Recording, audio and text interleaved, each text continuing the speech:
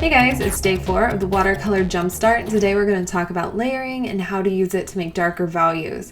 So we're going to start with a pretty light wash. It's going to be a blobby that takes up most of our painting surface. So go ahead and make a nice kind of rounded blobby shape on there. So it's a nice even wash, like letting it peek out from, the edges of it and kind of sitting inside of it. So I really like this design. It reminds me of those elevation maps. I think it's kind of interesting looking. And I like the way the colors layer up on each other to make darker and brighter shades of this kind of reddish orange color. So now I'm making a slightly darker version. So more paint, less water equals a darker color. And I'm going to put another layer on there. I could keep going with the same pile of paint that I started with, but I want the shapes to be a little bit more dramatic. But you could keep going with the same one if you wanted just slight changes or slight shifts in value. So just doing some more blobby shapes in there, getting smaller and smaller.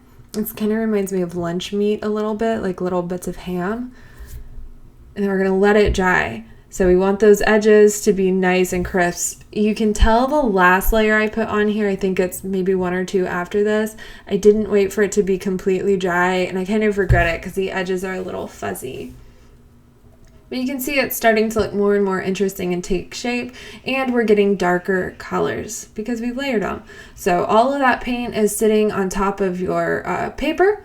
The light shines through it. It hits all of those colors. It's super pretty, and then it bounces back off the white of the paper into your eye, and you're like, oh my god, it looks so beautiful.